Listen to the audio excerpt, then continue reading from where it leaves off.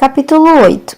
Ingredientes da personalidade tipo sucesso e como adquiri-los.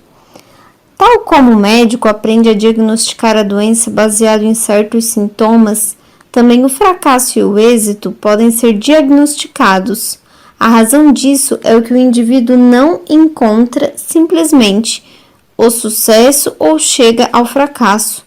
Ele traz a semente de um ou outro em sua personalidade e seu caráter.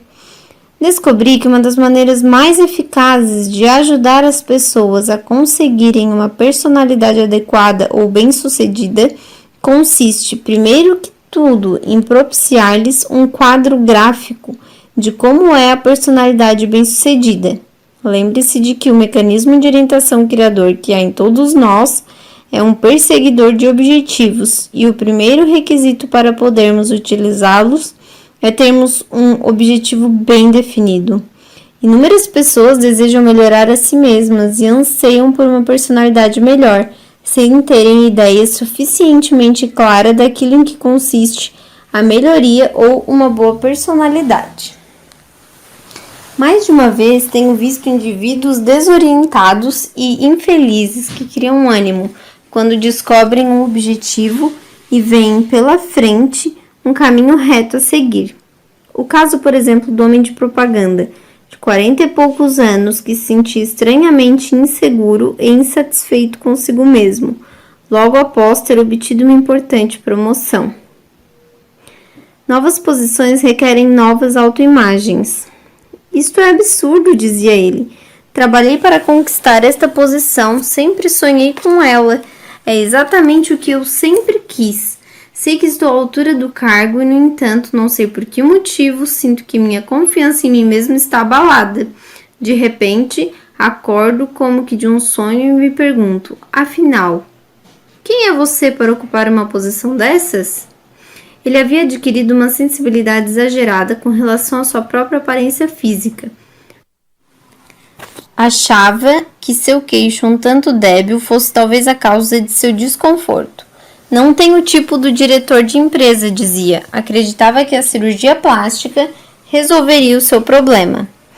Há o caso da dona de casa cujos filhos a estavam deixando maluca e se irritava tanto com o marido que procurava motivos para brigar com ele pelo menos uma vez por semana.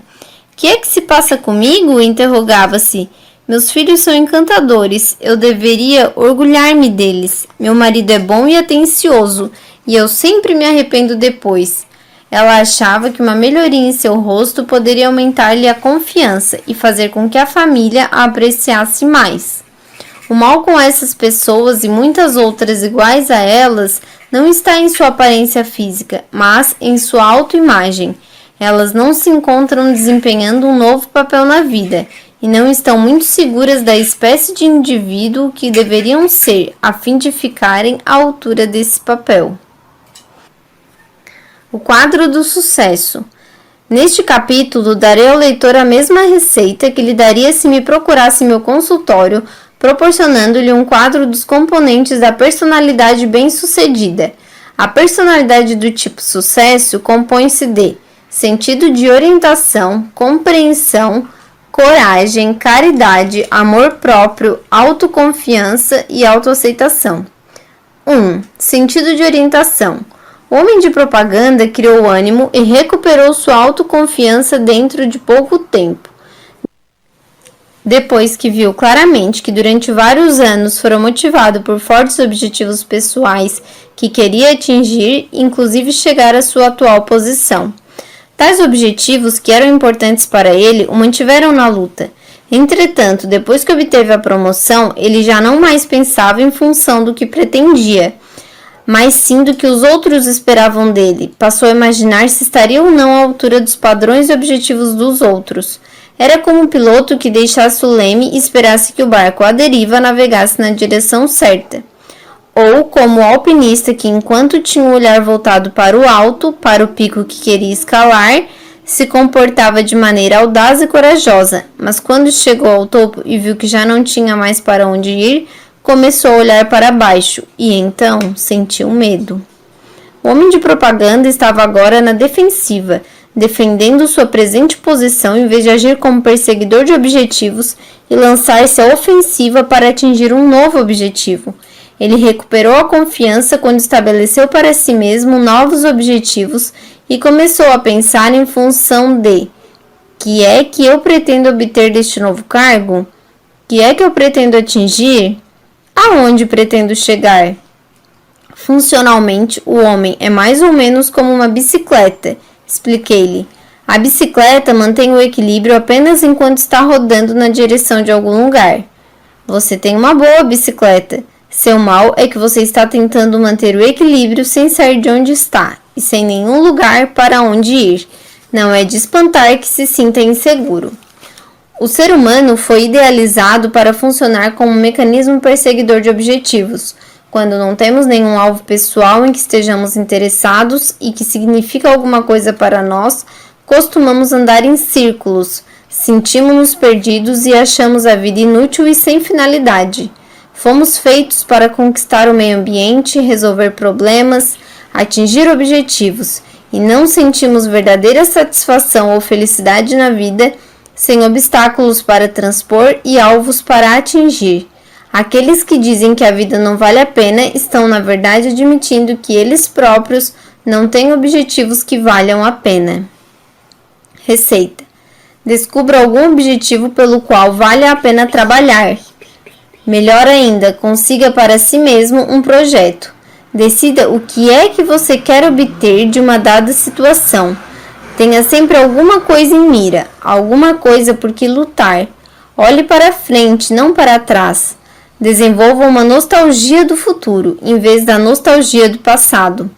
O olhar para frente e a nostalgia do futuro o manterão jovem.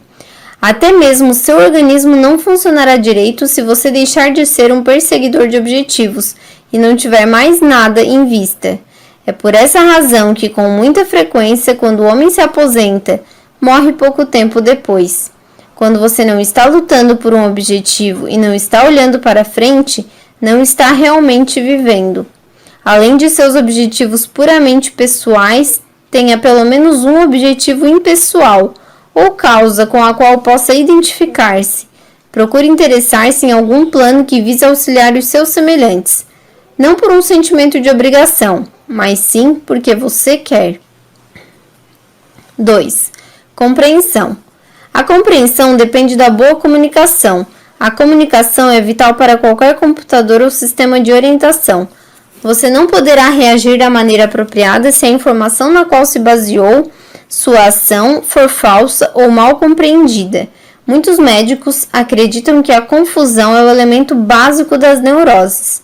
Para enfrentarmos eficazmente um dado problema, precisamos ter alguma ideia da verdadeira natureza dele. Nossas deficiências em matéria de relações humanas são quase todas oriundas de mal-entendidos. Costumamos esperar que as outras pessoas reajam da mesma maneira que nós, ou cheguem às mesmas conclusões que nós, diante de um determinado conjunto de fatos ou circunstâncias. Tenhamos em mente o que afirmei em capítulo anterior. Não reagimos às coisas como elas são, mas sim às nossas próprias imagens mentais. Quase sempre, as reações das pessoas ou a posição que elas assumem não são no sentido de nos fazer sofrer, nem porque sejam teimosas ou malévolas, mas sim porque elas compreendem e interpretam as coisas de maneira diferente da nossa. Elas estão meramente reagindo da maneira apropriada ao que para elas parece ser a realidade da situação. Muito poderemos fazer no sentido de suavizar as relações humanas e trazer melhor entendimento entre as pessoas, se acreditarmos que elas estão sendo sinceras, se bem que enganadas, e não teimosas ou malévolas. Fatos versus opinião. Muitas vezes criamos confusão quando, aos fatos, acrescentamos nossa própria opinião e chegamos a conclusões erradas. Fato: o marido estala o nó dos dedos. Opinião: a esposa conclui: ele faz isso porque pensa que me aborrece. Fato: o marido chupa os dentes depois da refeição. Opiniões: a esposa conclui: se ele tivesse alguma consideração para comigo, trataria de adquirir boas maneiras. Fato: 2 amigos estão cochichando quando você se aproxima. Eles param de falar e parecem um pouco encabulados. Opinião: eles deviam estar falando de mim. A esposa chegou a compreender que os desagradáveis maneirismos do marido não eram propositais e nem tinham o intuito de a irritar. Quando ela cessou de reagir como se tivesse sido pessoalmente insultada, conseguiu analisar calmamente a situação e adotar a reação correta. Disponha-se a ver a verdade. Nós frequentemente colorimos com os nossos temores, ansiedades ou desejos os dados sensoriais que recebemos. Mas, para enfrentarmos de maneira eficaz o meio ambiente, precisamos estar dispostos a reconhecer a realidade dele. Só então poderemos reagir da maneira adequada. Precisamos ter a coragem de encarar e aceitar a verdade, boa ou má. Bertrand Russell afirma que uma das razões por que Hitler perdeu a guerra foi que não estava perfeitamente a par dos acontecimentos. Os portadores de má notícias eram punidos. Dentro em pouco, ninguém se atrevia a contar-lhe a verdade. E sem saber a verdade, ele não podia tomar as providências adequadas. Muitos de nós costumamos cometer erros semelhantes. Não gostamos de admitir para nós mesmos nossos enganos, falhas, deficiências. Nem sequer admitimos que alguma vez erramos. Não gostamos de confessar que uma determinada situação é diferente da que gostaríamos que fosse. Assim, iludimos a nós mesmos. E porque recusamos ver a verdade, não podemos agir adequadamente. Disse alguém que é bom exercício admitirmos diariamente um fato desagradável a respeito de nós próprios. A personalidade tipo sucesso não só não mente nem engana outras pessoas, como também é sincera consigo mesma. O que chamamos de sinceridade se baseia em autocompreensão e auto-honestidade, pois não pode ser sincero quem mente a si mesmo, mediante a racionalização, isto é, a procura de pretextos para justificar um pensamento ou ato. Receita: procure informações verdadeiras a respeito de si mesmo, de seus problemas, de outras pessoas ou da situação. Quer se trate de notícias boas, quer más. Adote o lema: não importa quem está certo, mas sim o que está certo. Um sistema de orientação automático retifica sua rota mediante as informações de retroação que recebe. Ele reconhece os erros a fim de poder corrigi-los e continuar o rumo certo. Você deve fazer a mesma coisa. Admita seus enganos e erros, mas não os lamente. Corrija-os e continue caminhando para frente. 3. Coragem. Não é suficiente termos um objetivo e compreendermos a situação. Precisamos ter a coragem de agir, pois somente através da ação poderemos transformar em realidade nossos objetivos, desejos e convicções. O lema pessoal do almirante William F. Halsey era uma citação do almirante Nelson: nenhum capitão está demasiadamente errado se alinhar o seu navio pelo costado do navio inimigo. A melhor defesa é o ataque. É um princípio militar, diz Halsey, mas a aplicação dele não se limita apenas à guerra. Todos os problemas individuais ou nacionais se tornarão menores se não os evitarmos e sim, pelo contrário, os enfrentarmos. Segure um cardo timidamente e ele o picará. Agarre-o com energia e você quebrará os espinhos dele. Disse alguém que a fé não consiste em acreditarmos em alguma coisa apesar das evidências em contrário. Consiste na coragem de fazer alguma coisa, seja quais forem as consequências. Por que não apostar em si mesmo? Nada neste mundo é absolutamente certo ou garantido. Muitas vezes a diferença entre um homem bem-sucedido e um fracassado não são as melhores ideias e aptidões de um deles, mas sim a coragem que teve de acreditar em suas próprias ideias, correr um risco calculado e agir. Quase sempre pensamos na coragem em termos de façanhas heróicas no campo de batalha. num náufrago ou em alguma situação semelhante. Mas a vida cotidiana também requer coragem, se quisermos que seja frutífera. Ficar parado, deixar de agir, faz com que o indivíduo, quando se defronta com um problema, fique nervoso e se sinta bloqueado, amarrado, e isso pode ser a origem de grande número de sintomas físicos. Costumo aconselhar a essas pessoas: estude a situação minuciosamente, repasse na imaginação as várias atitudes cabíveis no caso e as consequências prováveis de cada uma delas. Escolha o caminho que lhe parece o mais acertado e vá em frente. Se esperarmos para agir até estarmos absolutamente seguros do êxito, jamais faremos coisa alguma. Sempre que agimos podemos estar errados, mas não podemos deixar que isso nos detenha no caminho do objetivo que almejamos. Precisamos todos os dias ter a coragem de correr o risco de cometer erros, fracassar, ser humilhados. Um passo na direção errada é melhor do que ficar no lugar a vida inteira. Desde que esteja caminhando para frente, você pode corrigir sua rota enquanto caminha. Mas seu sistema de orientação automático não pode orientá-lo se você não sair do lugar. Fé e coragem são instintos naturais. Você alguma vez já pensou por que o impulso ou o desejo de jogar parece ser instintivo da natureza humana? Fé e coragem são instintos naturais. Você alguma vez já pensou por que o impulso ou o desejo de jogar parece ser instintivo da natureza humana?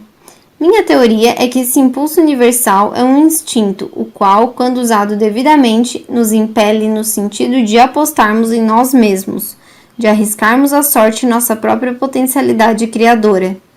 Quando temos fé e agimos corajosamente, é exatamente isso que estamos fazendo, jogando no talento criador que Deus nos deu. Tenho também a teoria de quem frustra esse instinto natural, negando-se a viver criativamente e a agir com destemor. É precisamente aquele que acaba por mergulhar na voragem do jogo.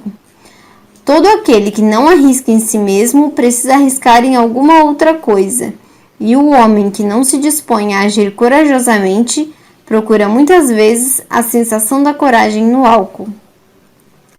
Receita: esteja disposto a cometer alguns poucos erros, a sofrer algum dissabor, para obter o que deseja. Não se deixe vencer por pouco. A maioria das pessoas não tem ideia de como são corajosas, diz o general Chambers, chefe da divisão de psiquiatria e neurologia do exército. Na verdade, muitos heróis em potencial, tanto homens quanto mulheres, passam a vida inteira duvidando de si mesmos. Se apenas soubessem que têm dentro de si esses recursos, isso os ajudaria a encontrar autoconfiança para enfrentar a maior parte dos problemas e até mesmo as crises mais sérias. Você tem esses recursos, mas jamais saberá que os tem até agir e dar a eles a oportunidade de trabalharem para você. Outra sugestão muito útil é exercitar-se em agir com audácia e coragem em relação às pequenas coisas. Não espere até poder ser um grande herói numa crise de proporções ciclópicas. A vida cotidiana também demanda coragem, e é praticando a coragem nas pequenas coisas que desenvolvemos o poder e o talento de agir corajosamente nas questões mais importantes. 4. Caridade. As personalidades vitoriosas têm sempre algum interesse pelo próximo.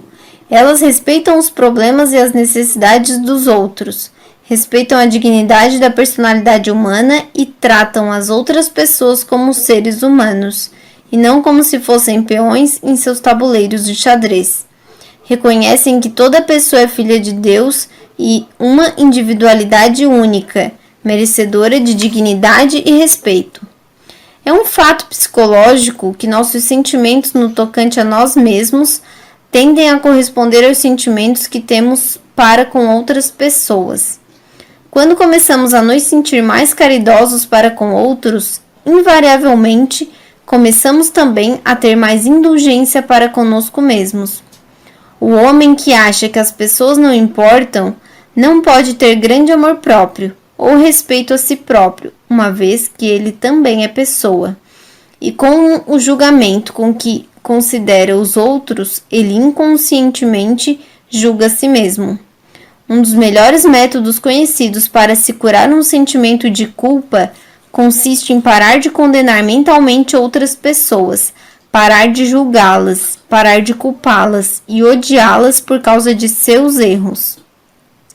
Você desenvolverá uma autoimagem melhor e mais adequada quando começar a sentir que as outras pessoas têm mais valor. Outra razão por que a caridade para com os semelhantes é sintomática da personalidade bem-sucedida é que a caridade significa que o indivíduo está sendo realista. As pessoas têm importância. As pessoas não podem, durante muito tempo, ser tratadas como animais ou máquinas, ou como meros peões, para que alguém consiga seus objetivos pessoais. Hitler verificou isso, e o mesmo acontecerá com outros tiranos onde quer que estejam, no lar, no mundo dos negócios ou nas relações individuais. Receita. A receita para a caridade é tríplice. Procure desenvolver uma genuína apreciação pelas outras pessoas, pensando a realidade em relação a elas. Elas são filhas de Deus, personalidades unas, seres criadores. Desse ao trabalho de pensar nos sentimentos da outra pessoa, nos pontos de vista, anseios e necessidades delas. Pense um pouco mais no que a outra pessoa deseja e em como ela deverá se sentir. Um meu amigo costuma brincar com a esposa dizendo-lhe, todas as vezes que ela lhe pergunta se ainda ama: sim, sempre que me detenho a pensar nisso. Há nessa resposta grande dose de verdade. Nada podemos sentir por outras pessoas se não pensarmos a respeito delas. Haja como se as outras pessoas tivessem importância e trate-as de acordo. Em seu trato com os seus semelhantes, leve em conta o sentimento deles. Temos a tendência de nos sentirmos em relação às coisas, de acordo com a maneira pela qual as tratamos. Amor próprio. Faz alguns anos escrevi para a seção Palavras Inspiradoras da revista This Week Magazine um artigo em torno da frase de Carlyle: a mais temível das descrenças é a descrença em nós mesmos. Disse eu então: de todos os escolhos e ciladas que a vida nos prepara, o desamor próprio é o mais fatal e difícil de combater, pois é um poço planejado e cavado por nossas próprias mãos, que se resume na expressão: não adianta, eu não sou capaz de fazer. O preço que temos de pagar por sucumbir a ele é pesado, tanto para o indivíduo em termos de recompensas materiais perdidas, como para a sociedade em ganhos e progressos não realizados. Na qualidade de médico, eu poderia acrescentar que o derrotismo tem ainda outro aspecto muito curioso, que raramente é levado em conta. É mais do que possível que as palavras de Carlyle acima citadas sejam sua própria confissão do segredo que estava por trás de sua proverbial agressividade, seu temperamento tonitruante, sua voz áspera e sua aterradora tirania doméstica. Carlyle era naturalmente um caso extremo, mas não é naqueles dias em que mais estamos sujeitos à temível descrença, em que mais duvidamos de nós mesmos e nos sentimos inferiores à nossa tarefa. Não é precisamente nesses dias que somos de trato mais difícil? O que afinal devemos fazer o possível para compreender é que o fato de termos uma opinião desfavorável de nós mesmos não é virtude, mas vício. O ciúme, por exemplo, esse flagelo de tantos casamentos, é quase sempre fruto da dúvida em si mesmo. Quem tem um adequado amor próprio não sente hostilidade para com outros, não sente necessidade de demonstrar coisa nenhuma, vê tudo com mais clareza, não é tão exigente no trato com seus semelhantes. A dona de casa, que achava que uma melhoria em seu rosto faria com que o seu marido e filhos a apreciassem um pouco mais, estava na realidade precisando apreciar mais a si mesma. A maturidade mais algumas rugas e alguns fios de cabelo branco fizeram-na perder seu amor próprio. Tornou-se então hipersensível a observações e ações inocentes de pessoas da família. Receitas. Cesse de levar consigo uma imagem mental de si mesmo como pessoa vencida, inútil. Cesse de ver a si mesmo como objeto de comiseração e injustiça. Para construir uma autoimagem adequada, ponha em prática os exercícios descritos neste livro. A palavra estimar significa literalmente apreciar o valor de alguma coisa. Por que razão o homem se impressiona com as estrelas, a luz, a imensidão do mar, a beleza de uma flor ou de um pôr do sol, e ao mesmo tempo despreza a si mesmo? Não foi o Criador que criou o homem? Não é o homem a mais maravilhosa das criações?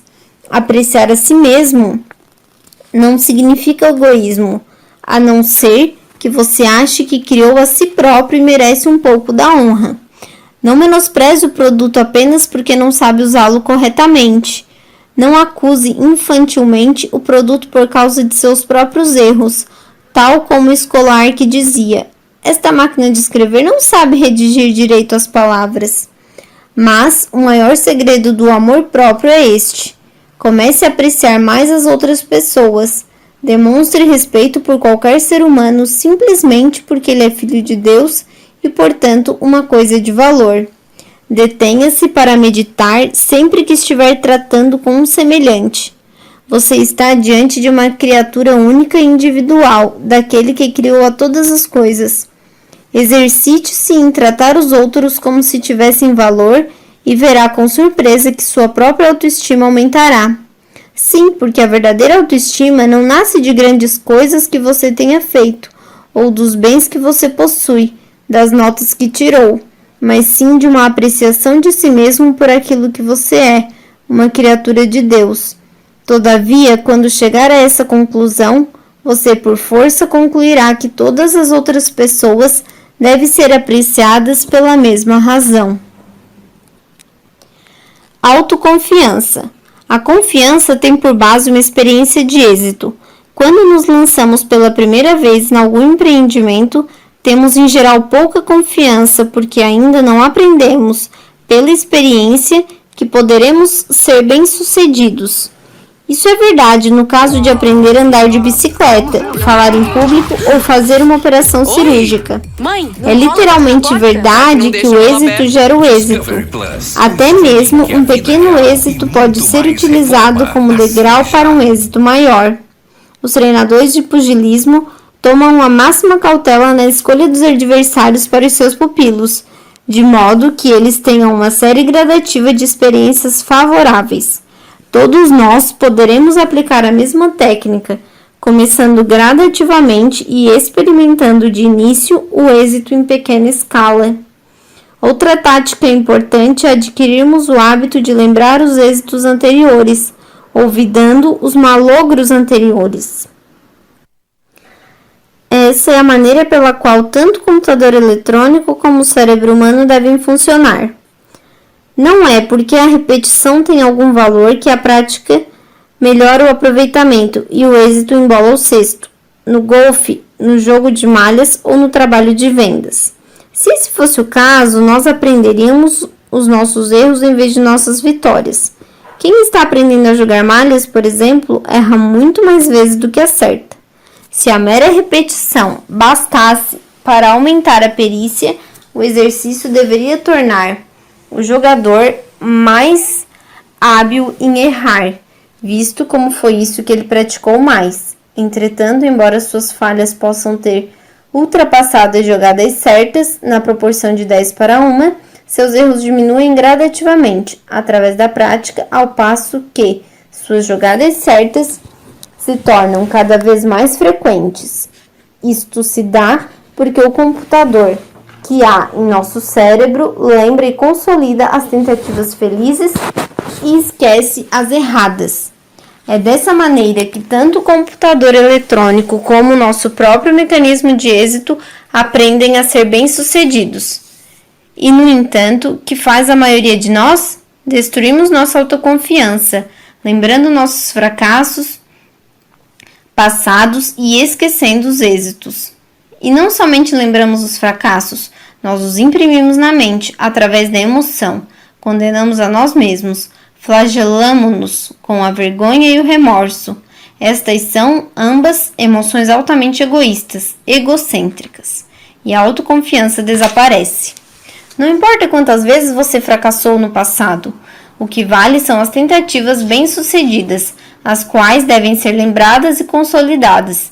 É nestas que você deverá deter-se, disse Charles Kettering, que o jovem que pretende tornar-se cientista deve estar disposto a errar 99 vezes antes de acertar uma, sem por isso sofrer qualquer abalo em seu ego.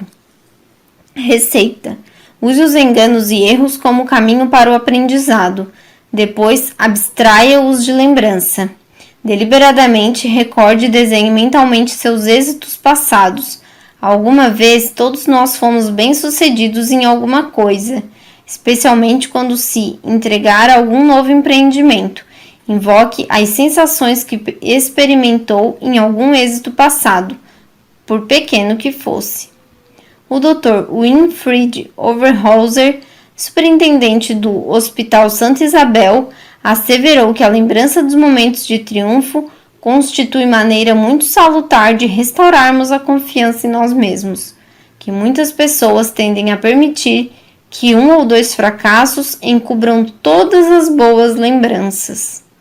Se, sistematicamente, revivermos na memória nossos bons momentos, diz ele, ficaremos surpreendidos em ver que temos mais coragem do que pensamos.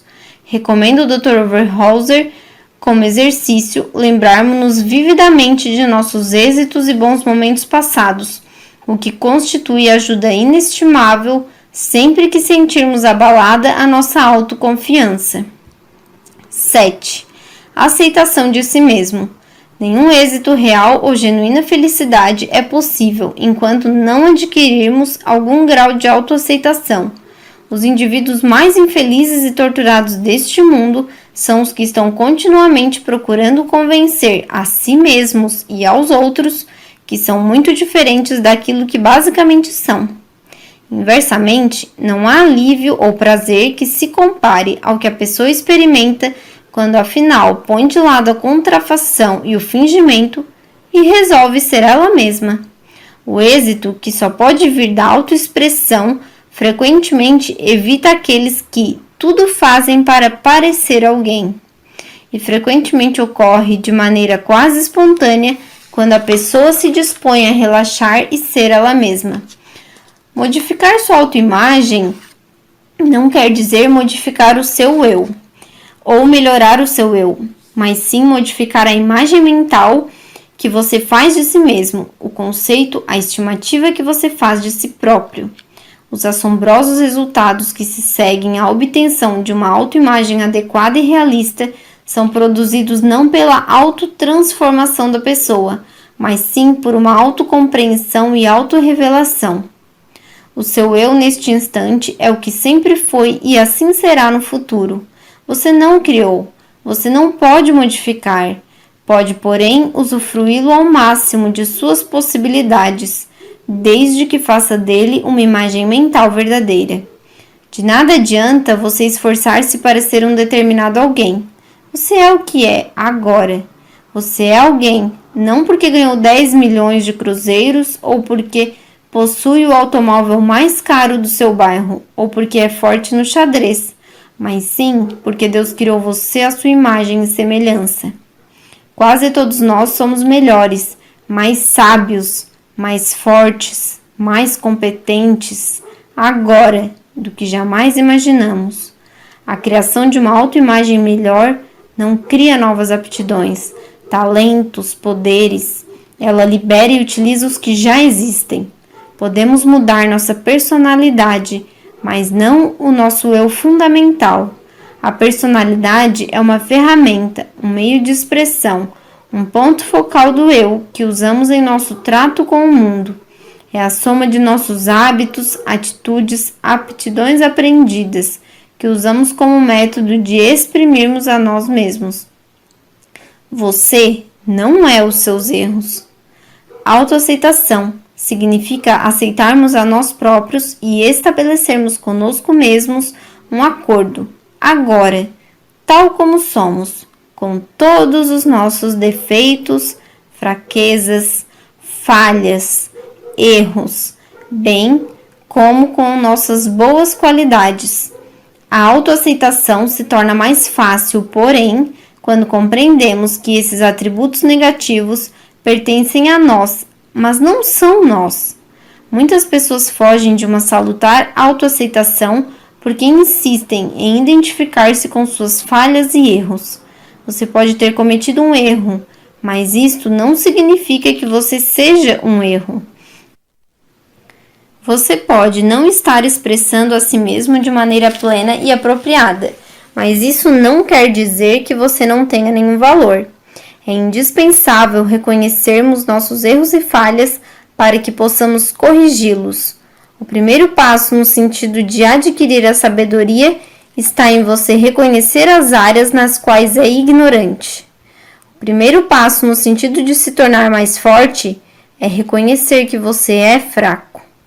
E todas as religiões ensinam que o primeiro passo no sentido da salvação está em admitirmos que somos pecadores. Em nossa jornada rumo ao objetivo de autoexpressão ideal, precisamos, para retificar nossa rota, usar as informações negativas, do mesmo modo que em qualquer outra situação em que lutamos por um objetivo. É necessário para isso admitirmos para nós mesmos e reconhecermos o jato que nossa personalidade ou o que alguns psicólogos chamam o nosso verdadeiro eu é sempre imperfeita. Ninguém jamais consegue durante toda a sua vida exprimir-se plenamente ou realizar todas as potencialidades do seu eu ideal. Em nosso eu real, no eu que costumamos exprimir, jamais exaurimos todas as possibilidades e poderes do eu ideal. Sempre podemos aprender mais, desempenharmos-nos melhor, comportarmos-nos mais satisfatoriamente. O nosso eu real é necessariamente imperfeito. Durante toda a nossa vida, ele está sempre caminhando na direção de um objetivo ideal, sem jamais conseguir atingi-lo. O eu real não é estático, mas dinâmico. Ele jamais é completo e final, está sempre em expansão. É importante aprendermos a aceitar esse eu real, com todas as suas imperfeições, porque é o único veículo de que dispomos. Os neuróticos rejeitam e odeiam o seu eu real porque é imperfeito. Procuram no lugar dele criar um eu ideal, fictício, que já seja perfeito, que já tenha atingido. Insistir e manter essa contrafação e falsidade não somente representa tremendo esforço mental, como a pessoa fica sujeita a constante desapontamento e frustração, sempre que procura atuar num mundo real com um eu fictício. Uma carruagem puxada por cavalos pode não ser o melhor veículo do mundo, mas essa carruagem pode levar-nos de uma extremidade a outra do país, melhor do que um avião a jato fictício. Receita: aceite a si mesmo como você é e comece desse ponto. Aprenda a emocionalmente tolerar suas imperfeições. É importante reconhecermos intelectualmente nossos defeitos, mas seria desastroso odiarmos a nós mesmos por causa deles. Estabeleça uma diferença entre seu eu e seu comportamento. Você não é uma criatura arruinada ou inútil porque cometeu um erro ou se desviou do caminho, do mesmo modo que uma máquina de escrever não é inútil por ter feito um erro, ou um violino não é imprestável porque emitiu uma nota desafinada. Não odeie a si mesmo porque você não é perfeito. Não há ninguém que o seja, e os que assim se julgam estão apenas enganando a si mesmos. Você é alguém agora. Muitas pessoas odeiam e rejeitam a si mesmas por sentirem e experimentarem desejos biológicos perfeitamente normais. Outros rejeitam a si mesmos pelo fato de seu físico não ter as proporções que na época são consideradas como ideais. Lembra-me a década de 20, em que muitas mulheres se sentiam envergonhadas por terem seios desenvolvidos. A moda era ter um corpo de menino e os seios eram tabu. Hoje, muitas jovens se sentem presas de ansiedade por não terem pelo menos 100 centímetros de busto. Na década de 20, elas me procuravam para virtualmente implorarem: faça com que eu seja alguém, reduzindo as medidas do meu busto. Hoje o apelo é: faça com que eu seja alguém, aumentando as medidas do meu busto. Essa procura de identidade, esse desejo de autoafirmação, esse anseio de ser alguém é universal, mas nós erramos quando buscamos na conformidade, na aprovação dos outros ou em coisas materiais. É um dom de Deus. Você é ponto final. Muitas pessoas dizem, virtualmente a si mesmas: eu, pelo fato de ser magro, gordo, baixo, muito alto, etc., não sou ninguém. Em lugar disso, diga a si mesmo: eu posso não ser perfeito, posso ter falhas e imperfeições, posso ter me desviado do caminho certo, posso ter uma longa estrada a percorrer, mas eu sou alguma coisa e irei fazer o máximo dessa alguma coisa. É o moço de pouca fé que diz: eu não valho nada, afirma Edward Book. É o moço que tem a verdadeira compreensão das potencialidades e possibilidades inerentes e a demonstra. Isso não significa presunção ou egoísmo. Se os outros assim pensarem, que pensem. Basta que nós saibamos que significa fé, confiança, certeza, a expressão humana da divindade que há em nós. Diz-nos Deus: faz o meu trabalho. Vá e faça-o, não importa qual seja, faça-o, mas com entusiasmo, uma alegria, um prazer que sobrepuja obstáculos e afasta o desânimo. Aceite a si mesmo. Seja você mesmo. Você não pode compreender as potencialidades e possibilidades inerentes a esse ser único e especial que é você, se insistir em voltar as costas para ele, sentindo vergonha dele, odiando-o e negando-se a reconhecê-lo.